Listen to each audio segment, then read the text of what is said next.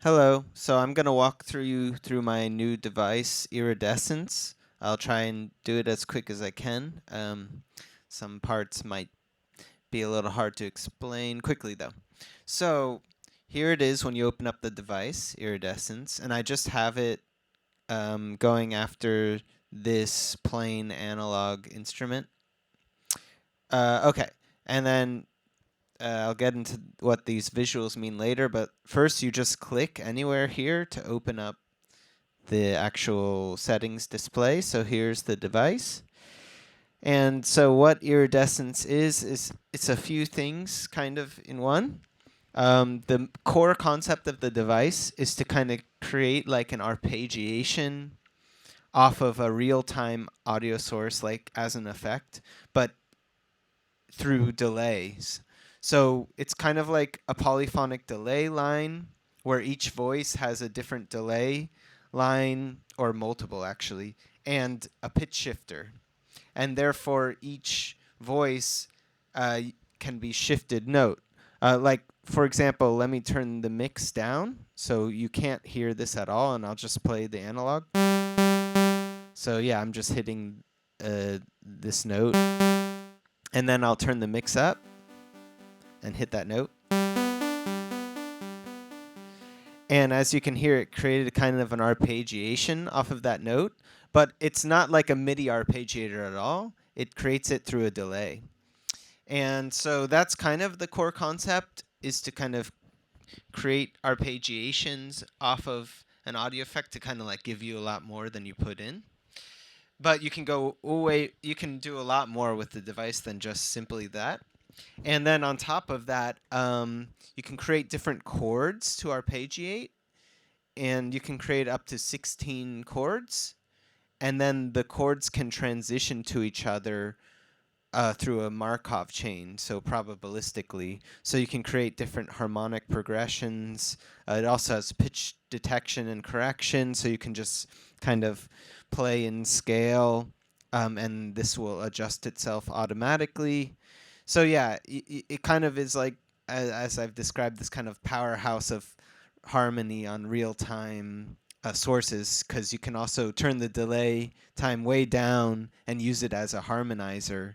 And yeah, so I'll go through all that's in here, but it's a bit, it's a lot, so bear with me in this video. Okay, so I'll start with the simpler part. On this top left section, this is dealing mostly with just like a standard delay, except we have this notes here. So the notes is how many notes are in the arpeggiation, and that's not including the original note. So it says 2, but it would sound like 3 notes, because it would be 2 notes added to the original pitch. So I'll play a note again,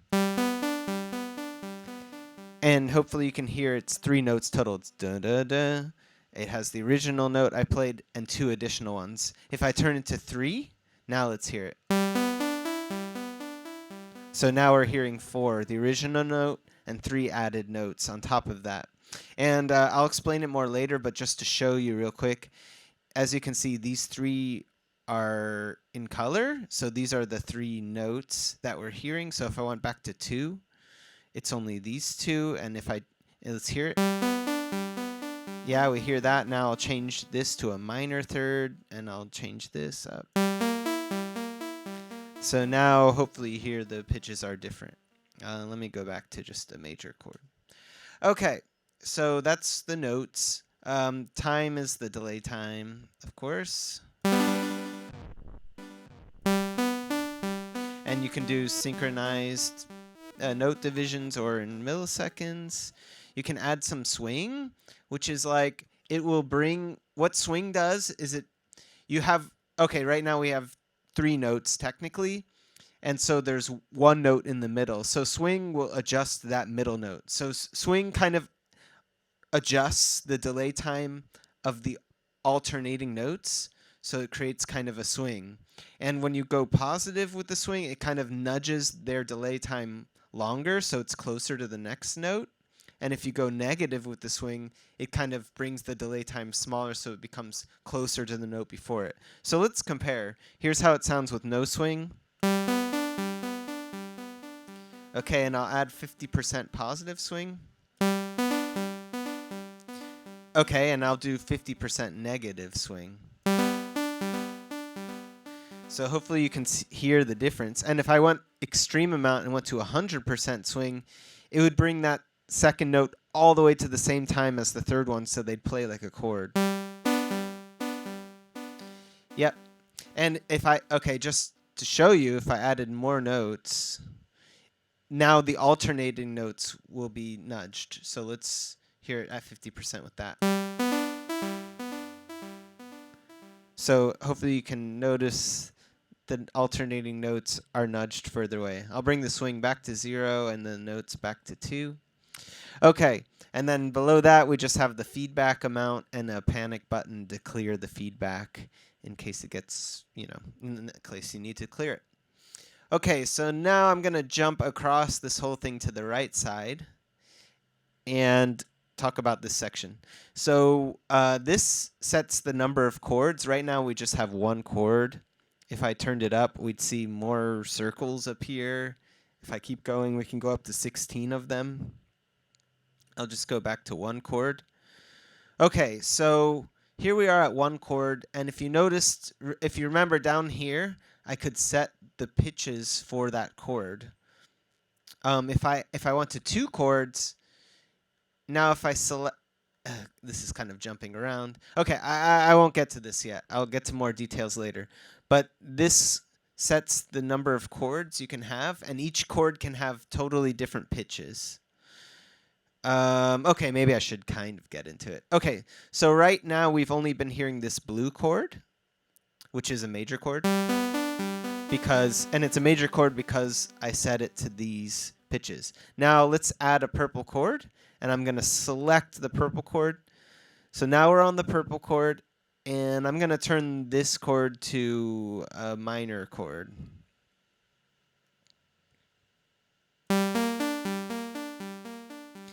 Okay, then maybe even instead of the 5th, I'll do this.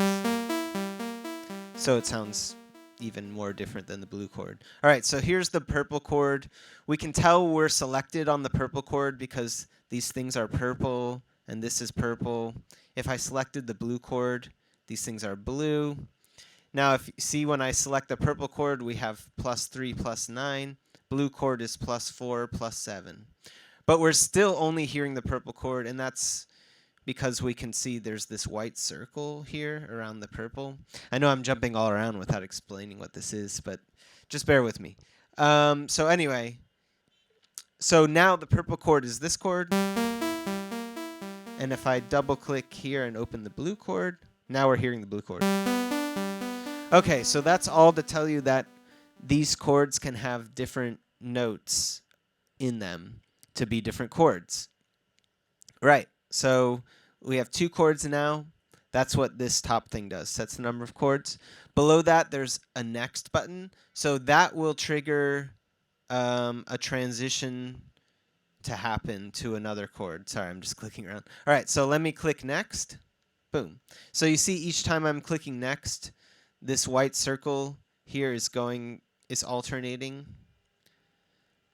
And that just means it's going from one chord to the other. So right now we're in purple. I'll play it. Okay, and I'll press next. Now we're in blue. I'll play it. So hopefully you can hear and see that each time I press next, it's transitioning to another chord. Now, what if we don't want to, you can map this button, but what if you don't want to do that with this button? There's some automatic modes. So time allows them to automatically switch in time intervals, and you can set that interval here. See, I do it. It's in 214 milliseconds, and you see they're kind of going back and forth quick. There's also synchronized notes too. Okay, and then the other option is to do it with a transient detection. And this is kind of the threshold of that transient detection. And so every time a transient is detected, it will automatically go to a new chord. So right now we're at purple. If I play a note, it should switch to blue. Cool. And then I'll play it again. Cool. So now each time I play play a note and a transient is detected, it's switching the chords.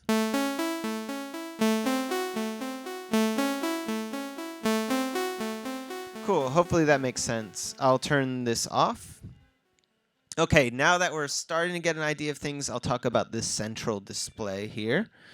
So hopefully you could tell that, okay, so there's two displays, one on the left and one on the right. So if I add more chords, we see there's more of these colored circles. So let's do 3. So each of these colored circles is a chord. And so each chord has a color. So remember, we have our blue chord, and we had our purple chord, and now we have a new pink, not quite salmon, I don't know, this chord. I'll call it pink. Okay, so we have a blue, purple, and pink chord right now. And so, yeah, with this display on the left, which is the only one I'm talking about now, if you click these different circles, it will open the chord setting in this area below here. And so if I clicked the purple chord, now it's open here and I can edit the settings of the purple chord like its notes. And I've clicked the pink one, I can do it for that. Let's add some notes for the pink chord. We'll make it, I don't know, whatever this chord is. Let's hear it. Okay, I'm going to change this to 9. Okay, so that's the pink chord. Okay, cool. So that's how this works. And if you double click, if I double clicked one of these chords, it will manually load that. So instead of having to do this next transition system, if you just want it to activate a certain chord, you can just double click it here, like I'm doing, and it'll open it. Okay, the other aspect to this is these lines. And to understand that, I'm going to have to jump down to here into this section and explain the other aspect of this device, which is the Markov transition system. So, okay, so we have 3 chords, right? And if I click next, it will go to another chord. But which chord will it go to? Well, that is determined by these sliders here, these transition chances. So right now I'm selected on the blue chord, right? And then these transition chances say, okay, if I'm on the blue chord, which I am, and then next is pressed or triggered, which chord is it going to go to? Well, if I turn this purple slider up, then it has a way higher chance of transitioning to this purple chord and a low chance of going to the pink chord and a low chance of actually staying on itself. If I turn the pink up, now it has a high chance of going to the pink chord, a very low chance of staying on itself, and a low chance of going to the purple. And like this, it has a 50-50 chance of going to purple or pink. And if I did this, it's an even chance. So this just says, what are the chances that this chord will transition to another chord, or probabilities. So these are the transition chances or probabilities. So if I did it like this, now if we were on this chord and I press next, it wouldn't go to any other chord because there's like 100% chance it's going to stay on itself. See, I'll press next, and this isn't changing. So let me change this. Let me say for the blue chord, there's a 100% chance to go to the purple chord. Okay, now I'll click on the purple chord.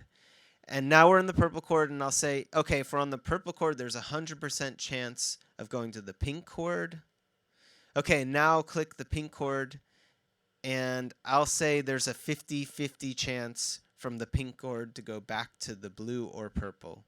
So the blue has a 100% chance going to purple. Purple has a 100% chance going to pink. Pink has 50-50 chance of going to these two. Let's see if that's right. I'll click this little button here, and this just says that the selected chord will follow the active chord, kind of like drum rack. When a drum is triggered, the view follows it. Okay, so let's test this. I'm on the blue chord now. There's a 100% chance going to purple. Let's click next. Boom. We went to purple. Great. All right, we're on purple. It says there's a 100% chance going to pink. I'll click next. Boom. We're at pink. Great. Now we're at pink. There's a 50-50 chance to go to either of purple, or blue. Let's click it. Boom. We went to purple. So let me click it for a bit, and let's just continue to see that.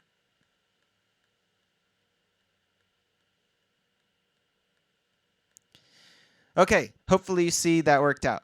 Now, now let's get back to this display, these lines. These lines, they're like pointed from the circle, and then they're coming out and pointing to other circles. So you see the blue only has one line going to purple, purple only has one line going to pink, and pink has two lines going to these two. So if you could guess it, these lines represent the transition probabilities that I made here. In fact, I'm selected on blue now. If I change these values, you can see that those lines are changing in blue.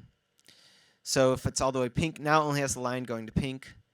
All the way purple, now it mostly has a line going to purple. If I do them 50-50, it has two lines.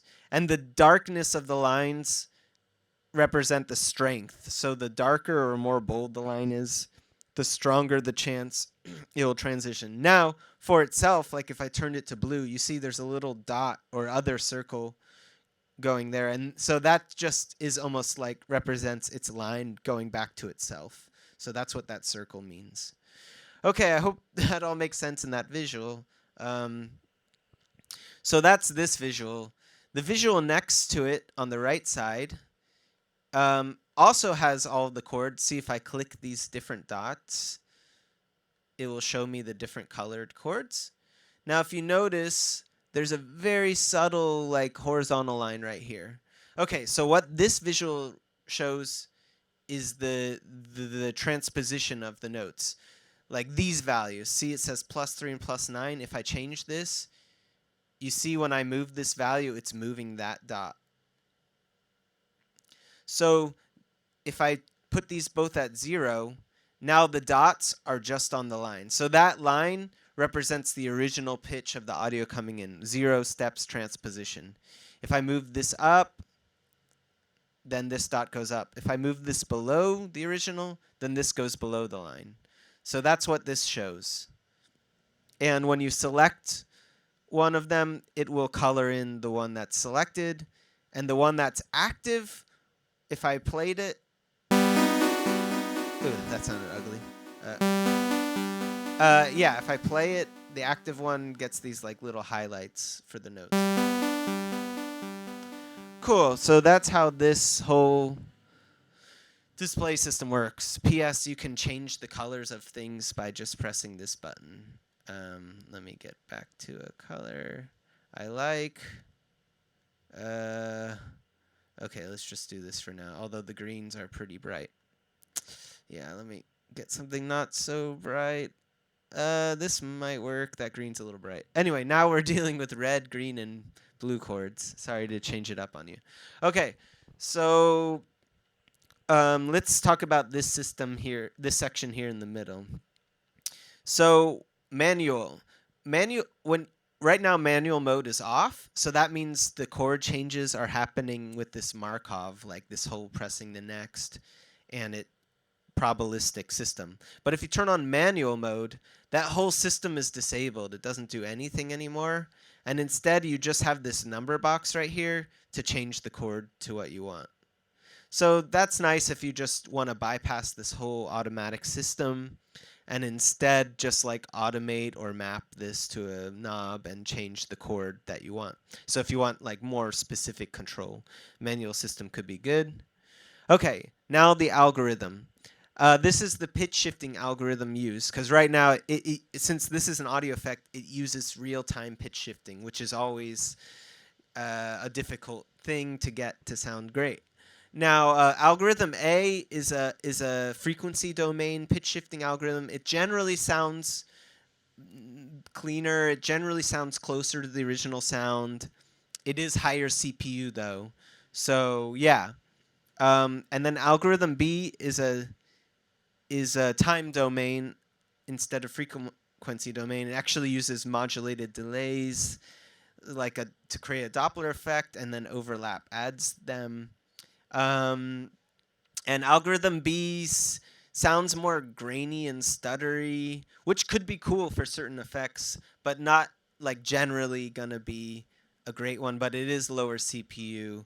But yeah, sometimes it might sound cooler. It just depends on the effect you want. So let me let you hear them with this analog synth. Obviously, they'll sound different with different sources. But here's the one you have been hearing, algorithm A.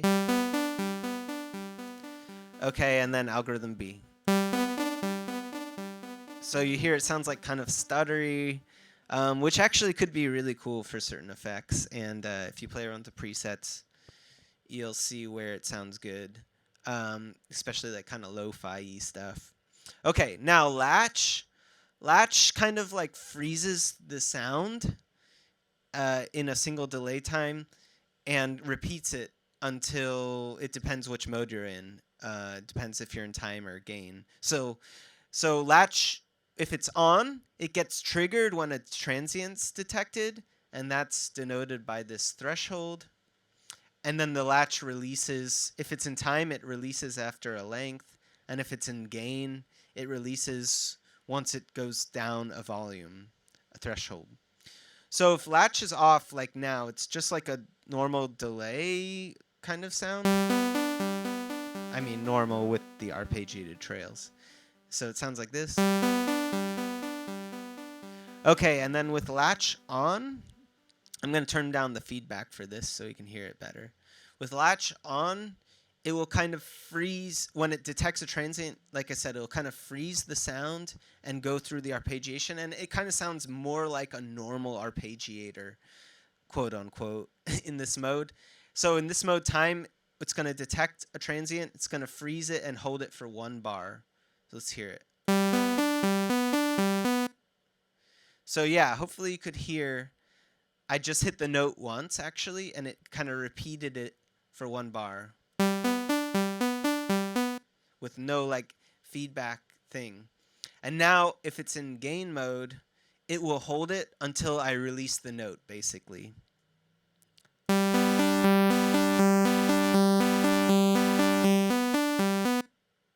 Yep. That's something you might have to play around with a bit more to understand how it works. But yeah, it kind of latches, it kind of freezes the sound and creates almost like a normal arpeggiator sound. It could be cool with guitars or whatever, or you can like mess with it a bit and just create weird effects. With the latch, I have some presets to show that. You can also do some things with the gain and time to like stack latching. Yeah, you can just play around with it. Okay, so that's the latch mode in this whole section. Now below that, we already kind of talked a lot about this section here, which deals with the selected chord. Like I said, if you select different chords, we can see that their values appear here, and you can see the color changes to match the chord that you've selected. So one thing I didn't talk about is this repeat. So they're all on 1 times repeat, which means that if I were selected on this chord blue, and I press next, it will just go to the next chord. But however, if I selected on this blue and turned it to 2 times repeat and click next, boom. Wait. Sorry, let me select here. Okay, I clicked next once and it doesn't transition, and I clicked it again and then it does. So this is saying how many times it repeats before it transitions. And 1 repeat is every time a chord transition is triggered, whether by this next button or automatically. Okay, we've already talked about how these pitches work. You have up to 8 pitches. This button here randomizes the pitches in the current chord. And this button here randomizes the pitches in all of the chords. We talked about how these transition probabilities work. This button here randomizes them in the selected chord. And this button here randomizes all the transition probabilities for all the chords. And then clear just kind of sets them all to 100% transitioning to themselves. So clear kind of clears all the transition probabilities except for the one going to themselves. Okay, then there's this bias. Oh yeah. So, or there's this default chord / bias.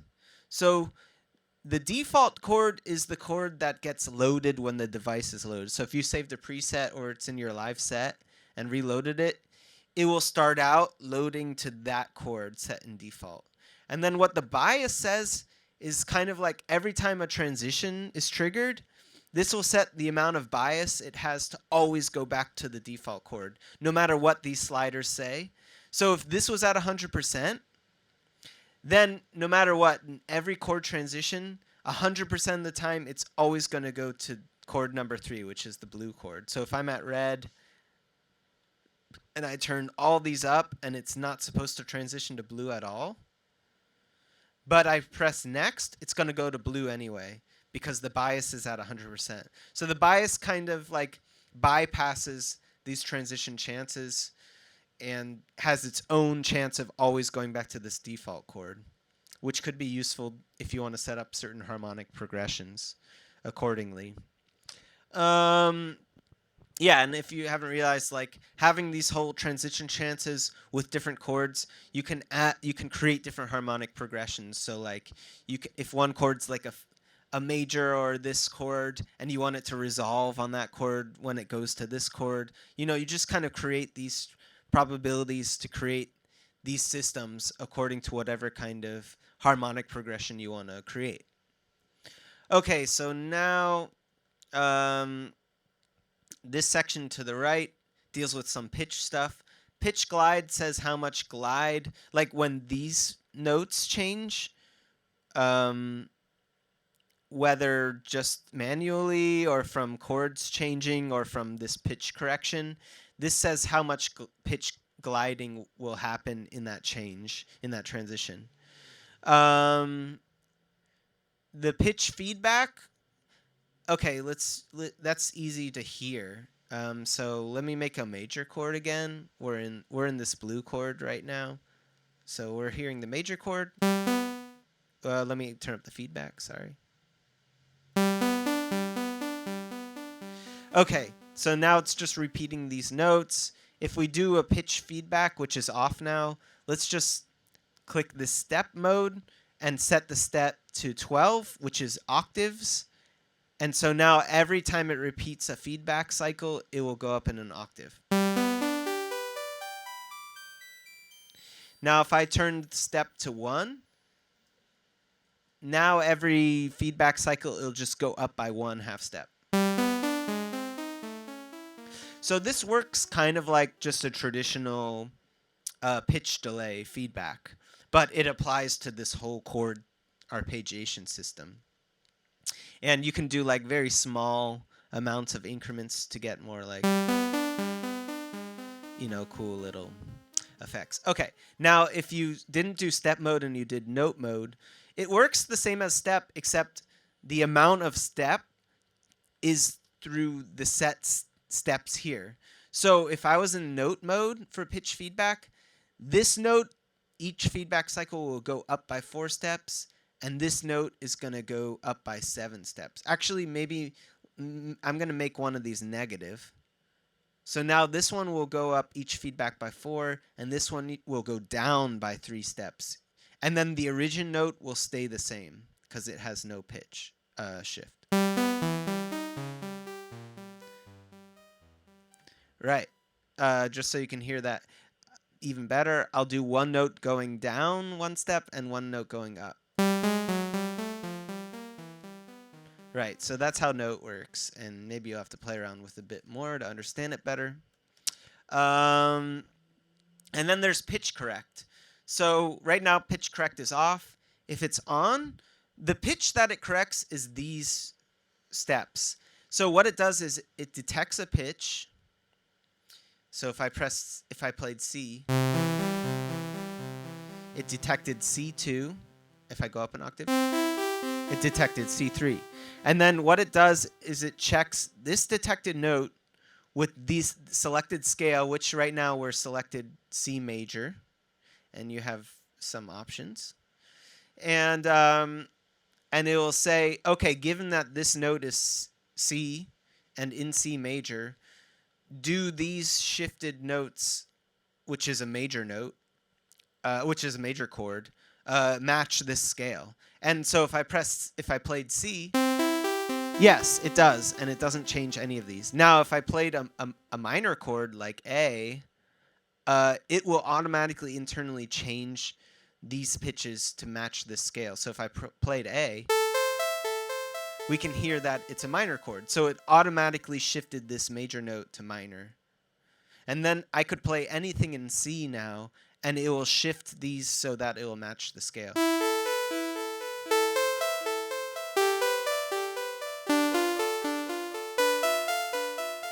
So if you could notice, it's just internally changing all these shifts to match a C major scale right now.